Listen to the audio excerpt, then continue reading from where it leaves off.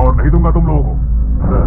इस पेड़ को मत काटो सरकार, इस पेड़ में कुछ तो अजीब है, वरना आज तक हमने इतने पेड़ों को काटा है।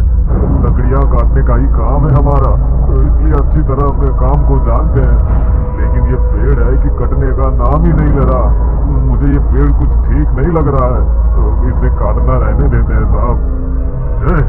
ज्यादा शाना मत बन, एक तो कल की पूरी झाड़ी मुझसे ले ली और अब फालतू के बहाने बना रहा है। आधे घंटे के अंदर काट के उठवा कर लेकर जाए तो यहाँ से, समझा ना? शाम को इस हवेली को देखने आने वाले हैं। इस पेड़ की वजह से पहले भी ये हवेली बिकते बिकते रह गई, लेकिन इस बार अगर इस पेड़ की वजह से कोई भी गड़बड़ हुई ना तो तेरे मालिक से कहकर सबसे पहले तुझे काम से निकलवाऊंगा। अरे साहब, ये पकिया, जाओ पेड़ पर चढ़कर पहले ऊपर की वो टहनी काट। पर भाऊ, कल कोशिश की थी ना, मालूम है ना क्या हुआ था? अपने पास कोई दूसरा चारा नहीं है, जा जल्दी। पेड़ की टहनियां काटने के लिए पकिया सीढ़ी लगाकर पेड़ पर चढ़ा। हल्की धुन में गाना गुनगुनाते हुए हारी से टहनी को काट रहा था। तभी उसे लगा कि पेड़ की टहनी पर उसके पीछे से कोई चलकर उसकी तरफ आ रहा है। कल भी उनके एक साथी राजू के साथ ऐसा हुआ था, जिससे उसके बाद तेज बुखार आ गया और उसने वहां पर पेड़ काटने के काम के लिए भी साफ इनकार कर दिया। वो सब जानते हैं कि यहाँ पर कुछ तो अजीब है, लेकिन पैसों की जरूरत ने उन्हें वहां काम करने पर मजबूर कर दिया था। पकिया अपना ध्यान उस आहट से हटाकर काम करने की कोशिश करने लगा। तभी उसने नीचे देखा तो रामू भागता हुआ आया। राजू नहीं रहा, अचानक चल बसा वो। क्या? ये सुनते ही पकिया के कानों में किसी के जोर जोर से हंसने की आवाज पड़ी। वो हंसी बहुत भयानक थी। पकिया समझ चुका था कि अब उसके साथ भी कुछ ऐसा होने वाला है, इसलिए वो पेड़ पर पीछे मुड़कर नहीं देखना चाहता था। वो खुद को बचाने के लिए सीधे ही पेड़ से कूदने की कोशिश करने लगा, लेकिन इससे पहले कि वो पेड़ से कूद पाता, उससे पहले किसी ने उसे पीछे से बहुत ही ताकत से पकड़ा और उसकी गर्दन को मोड़कर पीछे की ओर घुमा दिया और पकिया लुढ़कता हुआ सीधा जमीन पर गिर गया। वहां गिरते ही उसकी भी मौत हो गई। विजय इस मामले में न फंस जाए, इसलिए उसने सभी को पैसे खिलाकर अपना मुंह बंद रखने को कहा और पकिया के शरीर को कब्रिस्तान में दफन करवा दिया। साहब, मैंने कहा था कि मत करो ऐसा, मत कटवाओ इसे। अब देख लिया ना अंजाम, दो लोगों की जान ले ली इस पेड़ ने। ये आपको भी नहीं छोड़ेगा, इसे शांति से यहाँ अकेले रहने दो। छोड़ दो इस हवेली का लालच, वरना ये सब कुछ बर्बाद कर देगा। चुप, तुझे पैसे दिए ना, पहले तो अपना ये मुंह बंद रख, और किसी के सामने अगर तूने अपना ये मुंह खोला ना तो तुझे भी वही पहुंचा दूंगा जहाँ ये दोनों गए हैं, समझा ना? चल निकल अब यहाँ से। पैसों के लालच में इंसान कभी कभी इतना अंधा हो जाता है कि वो दूसरों की जिंदगी को कुएं में धकेलने से पहले एक बार भी नहीं सोचता। विजय जानता था कि उस पीपल के पेड़ की वजह से उस हवेली में रहना किसी के लिए भी सुरक्षित नहीं है, लेकिन उसने फिर भी एक प्रॉपर्टी डीलर से बात करके उसे बिकवाने को कहा। शाम का समय तो पहले ही हो चुका था। अंधेरा होते होते बख्शी फैमिली वहां पर पहुंची। मिस्टर बख्शी, उनकी वाइफ और उनकी जवान बेटी उस हवेली को खरीदने के लिए आए, जहां सबकी नजर एक बार में ही हवेली की खूबसूरती पर पड़ी। वहीं मिस्टर बख्शी की बेटी रीमा का ध्यान उस पीपल के पेड़ पर पड़ा। गार्डन में ये इतना बड़ा पेड़, इसे आप लोगों ने हटवाया क्यों नहीं? बेटा, ये पीपल का पेड़ है, सबसे ज्यादा ऑक्सीजन देने वाला, और तुम्हें तो डॉक्टर ने खास कहा है ऐसी जगह रहने को जहाँ अच्छी खासी हरियाली हो। चलो अब अंदर चलते हैं। मिस्टर बख्शी एंड फैमिली ने अच्छी तरह हवेली का मुआयना किया। हवेली इतनी शानदार थी कि एक झलक में ही मिस्टर बख्शी ने हवेली की डील को फाइनल कर दिया। आपके रुकने का इंतजाम मैंने अपने गेस्ट हाउस में कर दिया है। अभी बस थोड़ी देर बाद ड्राइवर आपको लेने आ जाएगा। Guest house? लेकिन मेरा मन तो आज यहीं पर रुकने का कर रहा है। कितनी शानदार हवेली है, पता नहीं क्यों, लेकिन मुझे ऐसा लग रहा है कि ये हवेली खुद चाहती है कि मैं यहाँ पर रुकूं। प्लीज पापा, हम यहीं पर रुक जाते हैं ना? अगर मेरी गुड़िया यहाँ पर रुकना चाहती है तो फिर ठीक है मिस्टर विजय, आज हम यहीं पर रुकेंगे। आप अपने ड्राइवर को हमें लेने आने के लिए मना कर दीजिए। जी ठीक है।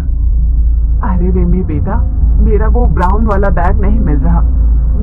उतरते हुए मैंने तुम्हें दिया था, कहाँ रखा तुमने? ओह नो, वो शायद बाहर गार्डन में ही रह गया। मैं अभी लेकर आती हूँ। ओके। रिमी अपनी माँ का बैग लेने के लिए बाहर गार्डन में गई। गार्डन के बीचों बीच बैठने के लिए एक बहुत ही सुंदर बेंच बना था। रिमी ने गार्डन को देखते हुए उसी बेंच पर वो पर्स रख दिया था। बाहर लगी हुई लाइट से गार्डन में हल्की हल्की रोशनी आ रही थी। पर्स लेने के लिए रिमी बेंच के पास गई तो उसका मन हुआ कि वो थोड़ी देर वहीं खुली हवा में बैठ जाए, इसलिए वो अपनी आंखें बंद करके उस बेंच पर बैठ गई। उसे वहां पर बैठे अभी कुछ देर हुई ही थी कि उसे लगा मानो बेंच के पीछे पीपल के पेड़ पर से कोई बहुत देर से उसकी ओर झांक रहा है। रिमी ने अपनी गर्दन को पीछे की ओर मोड़कर देखा तो उसे लगा कि पीपल के पेड़ पर बैठी हुई कोई बड़ी सी आकृति अचानक पीछे होकर छिप गई। पेड़ में कुछ हलचल सी होने लगी। रिमी ये सब देखकर कुछ घबरा सी गई, इसलिए वो वहां से उठकर अंदर जाने लगी। तभी उसके मोबाइल पर उसके बॉयफ्रेंड का कॉल आ गया तो उससे बात करने के लिए वो वहीं पर बैठ गई। मैं तुम्हारे ही कॉल का वेट कर रही थी। अच्छा हुआ तुमने कॉल किया। मैं तुम्हें क्या बताऊं, ये हवेली इतनी सुंदर है कि रिमी, रिमी। तुम बार बार इतनी अजीब सी आवाज से मेरा नाम क्यों ले रहे हो? देखो, तुम्हें पता है ना मुझे इन सब चीजों से कितना डर लगता है। प्लीज ऐसा मत करो। वैसे भी इस टाइम मैं बाहर गार्डन में बैठी हूँ और मेरे पीछे ही इतना बड़ा पीपल का पेड़ है। रिमी, रिमी। अरे मैंने बोला ना मत करो ऐसा। अरे लेकिन मैं तो कुछ कर ही नहीं रहा। जब से मैंने कॉल किया है तब से मैं बस तुम्हारी बातें सुन रहा हूँ। मैंने तो अभी तक कुछ बोला ही नहीं। रिमी, रिमी, रिमी, रिमी। अनीश के बात करते करते जब इस बार रिमी के कानों में वो आवाज पड़ी तो रिमी बेहद बुरी तरह डर गई। इस बार जब उसने घुमाकर पीछे की ओर देखा तो ठीक उसके पीछे उस पेड़ की टहनी पर उसे बेहद भयानक जीव दिखाई दिया। उसका शरीर मानो हड्डियों का ढांचा और आंखों की पुतलियां बाहर को निकल कर आई हुई थी। शरीर का मांस बिल्कुल सूखा हुआ था और वो बेहद भयानक हंसी के साथ हंसते हुए रिमी की ओर देखने लगा। हेलो, हेलो रिमी, तुम कुछ बोल क्यों नहीं रही हो? हेलो रिमी। अपनी आंखों के सामने इतना खौफनाक दृश्य देखकर रिमी इतनी डर चुकी थी कि डर के मारे उसके मुंह से एक शब्द भी नहीं निकल पा रहा था। तभी वो भयानक दिखने वाला राक्षस पेड़ की टहनियों से नीचे की ओर रेंगता हुआ रिमी की ओर बढ़ने लगा। डर के मारे रिमी के पैर मानो वहीं जम गए। उसकी आंखों में मानो उसकी मौत का डर छा चुका था, लेकिन उसके बावजूद भी वो अपने कदमों को वहां से हिला नहीं पा रही थी। तभी उसके कानों में उसे पीछे से एक आवाज सुनाई दी। अरे यहाँ पर खड़ी खड़ी क्या कर रही हो तुम? जल्दी अंदर चलो, खाना ठंडा हो रहा है। रिमी ने देखा कि उसकी माँ के वहां पर आते ही वो भयानक राक्षस पेड़ पर रेंगता हुआ अचानक पेड़ की टहनियों के बीच कहीं गायब हो गया। रिमी को समझ नहीं आ रहा था कि उसके साथ ये क्या हो रहा है। उसकी माँ ने उसका हाथ पकड़ा और उसे अंदर ले गई। उन सब ने खाना खाया। खाना खाकर रिमी अपने रूम में सोने के लिए गई, लेकिन अभी थोड़ी देर पहले उसके साथ जो भी हुआ उसके बारे में सोच सोचकर उसे नींद नहीं आ रही थी। वो इस कदर डर चुकी थी कि रूम में चल रहे एसी के बावजूद उसके माथे पर पसीना आया हुआ था। वो बस मेरा भ्रम था कि ये सच नहीं हो सकता। बाहर अंधेरा था, शायद इसलिए मुझे भ्रम हुआ। वहां पर कोई नहीं था।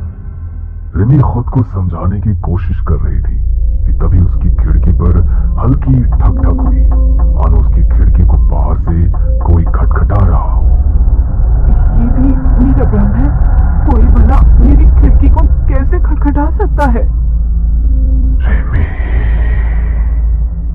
रिमी, रिमी। इस बार फिर से उसी आवाज में जब किसी ने रिमी का नाम पुकारा तो उसका पूरा शरीर डर के मारे पसीने से भीग गया। वो खुद को कंबल में भींचकर उस आवाज को नजरअंदाज करने की कोशिश करने लगी, लेकिन जैसे ही करवट ले रिमी का ध्यान अपने रूम की सीलिंग पर लगे पंखे पर पड़ा तो डर के मारे उसका पूरा शरीर सुन्न पड़ गया। उसके कमरे के पंखे पर वही भयानक राक्षस बैठा हुआ उसे एकटक उसी भयानक हंसी के साथ घूर रहा था।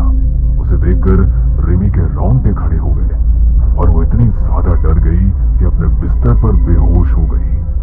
सुबह जब उसकी आंख खुली तो सबसे पहले उसने अपने बॉयफ्रेंड अनीश के पास कॉल की, लेकिन बहुत देर तक कॉल करने के बाद भी जब अनीश ने उसका फोन नहीं उठाया तो उसने अपने बॉयफ्रेंड के छोटे भाई अमन के पास कॉल किया, लेकिन सामने से अमन ने उसे जो कहा वो सुनकर रिमी के हाथ से फोन छूटकर नीचे गिर गया। भाई नहीं रहे। सुबह जब उन्होंने अपने रूम का दरवाजा नहीं खोला तो हमने तोड़ दिया। उनका पूरा शरीर सफेद पड़ चुका था, शरीर पर कीड़े रेंग रहे थे। लेकिन एक रात में ये सब कैसे हो गया कुछ समझ में नहीं आ रहा। ये कोई नेचुरल डेथ नहीं है, कुछ तो जरूर हुआ है। अनीश के पार्थिव शरीर को देखकर ये तो साफ जाहिर हो रहा था कि ये कोई नेचुरल डेथ नहीं है। नहीं, ऐसा नहीं हो सकता। अनीश मुझे छोड़कर इस तरह नहीं जा सकता। बेटा संभालो खुद को। मम्मा। रिमी रोते हुए अपनी मां के आंचल से लिपट जाती है। अनीश के अचानक इस तरह चले जाने का दुख उसके लिए बहुत बड़ा था। वो इस हादसे के बाद खुद को संभाल नहीं पा रही थी। वो दिन रात बस अनीश की तस्वीर से लिपट कर रोती रहती। बेटा प्लीज कुछ खा लो, इतने दिन हो गए हैं, ना तो तुमने ठीक से कुछ खाया है और ना ही इतनी रातों से सोई हो। अनीश के इस तरह चले जाने का दुख हमें भी है बेटा, लेकिन अब तुम्हें खुद को संभालना होगा।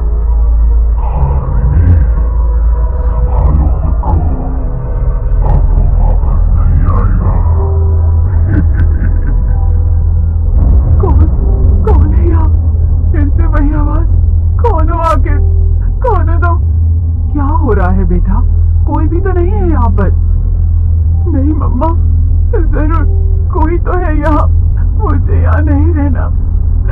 हम अपने घर वापस चलते हैं ना, ये जगह ठीक नहीं है। यहाँ पर आते ही अनीश मुझसे हमेशा के लिए दूर चला गया। क्या आपको ये अजीब नहीं लगा? मैं जानती हूँ बेटा कि अनीश के यूं चले जाने से तुम्हें बहुत बड़ा सदमा लगा है, लेकिन तुम अपने दिमाग पर इस तरह जोर मत डालो। तुम्हारी तबीयत ठीक नहीं है, तुम आराम करो। ये लो दवाई खा लो।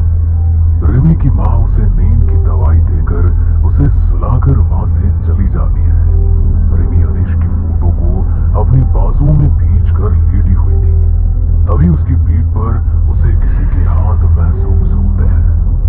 मम्मा प्लीज अभी आप जाओ, मुझे तंग मत करो।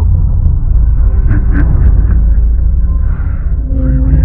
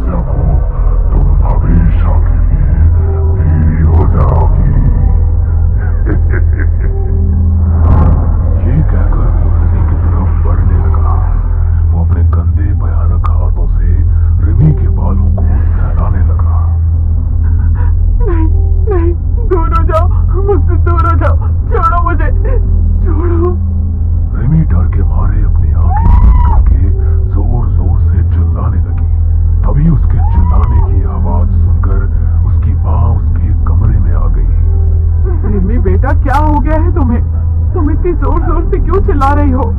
मुझे लगता है तुम्हारी तबीयत ठीक नहीं है। मैं डॉक्टर को बुला कर लाती हूँ। माँ की आवाज सुनकर रिमी ने आंखें खोली।